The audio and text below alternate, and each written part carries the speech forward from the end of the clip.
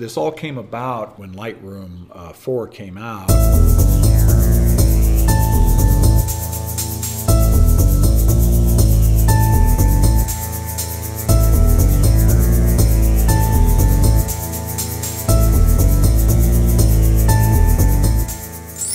Hi, this is Captain Photo. My goal was to be able to teach a simpler way to make beautiful HDR photos without a lot of expense.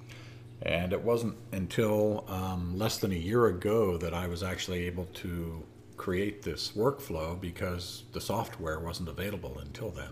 I want to make it easy for you. I don't want you to have to, suffer. You'll see how simple it is. I'll show you. Now, the Perfect HDR workflow is a little different than other workflows that you may have seen from other HDR photographers, where you use Photomatix Pro sliders with funny names, and they do outrageous things when you tweak them. And boy, the learning curve, wow. And then you needed Photoshop,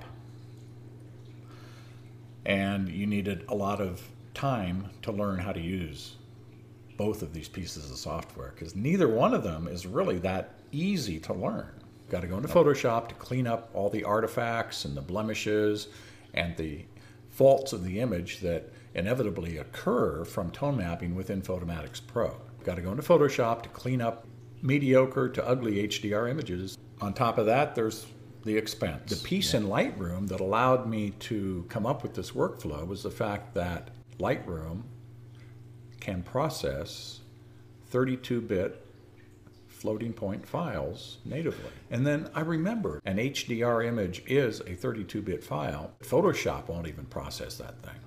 You couldn't do anything with it. So what I did, I took one of those files and I took it into Lightroom, because Lightroom says, hey, I can process this thing now. Wow. I was able to process it so quickly, really nice, right inside of Lightroom. And the big bonus was I didn't have to take it into Photoshop to clean up anything. So I thought, oh, well, that's cool. So I got to thinking, it would be cool if Photomatix would just come out with a plugin, give us that file to use in Lightroom. I wrote to him, hey, how about making a little plugin? Well, Photomatix wrote back to me, actually, we're already working on a plugin like that. We don't have a name for it yet, and it'll be out in about 2 weeks. Merge to 32-bit. You can do all the rest of the enhancements right inside of Lightroom when you're done tone mapping it. So I'm going to show you how to do that. So you can forget about Photomatix Pro, but I think at this stage in your HDR career, I would totally recommend using the Perfect HDR workflow, and I think you'll be a lot happier with your images. Here's how the workflow works. So you're not going to have to do a thing after you hit this button down here that says merge. Most of my shots I do handheld. It's easier to just grab your camera and hand hold them, because your camera can be wavering around a little bit, so that'll fix all that. I'll show you. Let's merge them and see what we get. But don't worry about it. I'll show you how that all works. Okay, that looks good.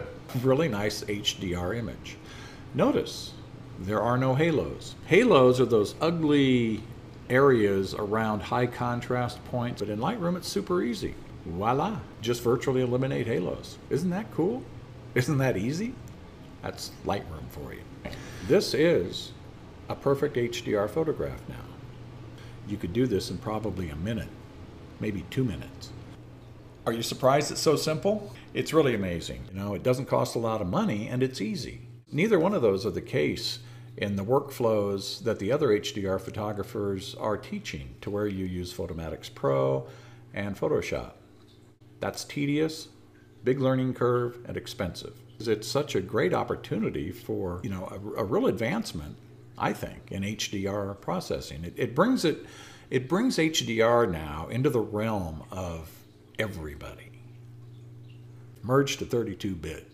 Far out. We have the plugin, we have Lightroom, and now we have the Perfect HDR workflow that you can use starting immediately. The first day you get this set up on your computer, you're going to be making perfect HDR images, I guarantee it.